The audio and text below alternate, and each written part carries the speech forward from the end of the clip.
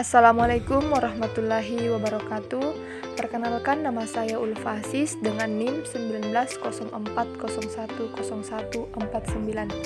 Baiklah, pada video kali ini saya akan menjelaskan materi mengenai pemilihan lokasi. Baik, langsung saja materi pertama yaitu pengertian lokasi.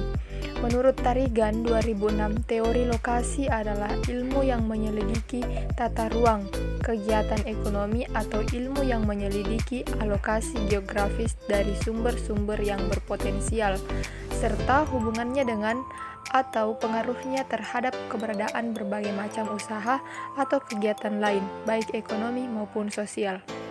Lokasi usaha adalah hal utama yang perlu dipertimbangkan. Lokasinya yang harus strategis menjadi salah satu faktor penting dan sangat menentukan keberhasilan suatu usaha. Nah, dalam memilih lokasi usahanya, pemilik lokasi usaha harus mempertimbangkan faktor-faktor pemilihan lokasi, karena lokasi usaha adalah aset jangka panjang dan akan berdampak pada kesuksesan usaha itu sendiri. Nah, pemilihan lokasi merupakan faktor penting yang berpengaruh terhadap kesuksesan suatu usaha, karena pemilihan lokasi juga berhubungan dengan keputusan pembelian konsumen. Oleh karena itu, lokasi tempat usaha yang tepat merupakan tuntunan yang mutlak harus dipenuhi oleh setiap usaha. Baik, materi selanjutnya yaitu materi kedua, langkah-langkah dalam pemilihan lokasi. Nah, menurut Teguh Astrianto, cara pemilihan lokasi yang lebih pragmatis menggunakan 3 langkah sebagai berikut. Langkah yang pertama yaitu memilih wilayah ataupun daerah secara umum. Untuk ini ada 5 faktor sebagai dasar, yaitu yang pertama, dekat dengan pasar, yang kedua, dekat dengan bahan baku, ketiga, tersedianya fasilitas pengangkutan, yang keempat, terjaminnya pelayanan umum seperti penerangan listrik, air, bahan bakar, dan yang kelima yaitu kondisi iklim dan lingkungan yang menyenangkan. Nah, adapun langkah yang kedua yaitu memilih masyarakat tertentu di wilayah yang dipilih pada pemilihan tingkat pertama. Nah, pilihan ini berdasarkan atas 6 faktor. Yang pertama yaitu tersedianya tenaga kerja secara cukup dalam jumlah dan tipe skill yang diperlukan.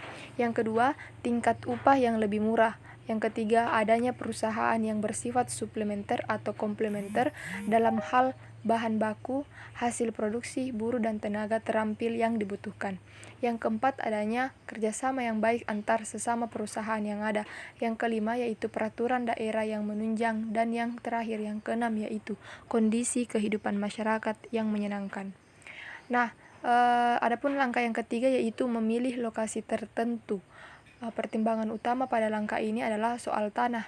Adakah tanah yang cukup longgar untuk bangunan halaman, tempat parkir, dan tidak boleh dilupakan adanya kemungkinan untuk perluasan. Materi selanjutnya yaitu materi ketiga, tentang faktor-faktor pemilihan lokasi usaha. Nah, adapun faktor yang mempengaruhi pemilihan lokasi dilihat dari sisi produk yang dihasilkan adalah sebagai berikut. Yang pertama, faktor primer, yaitu faktor yang harus dipenuhi, bila tidak maka operasi tidak dapat berjalan sebagaimana mestinya.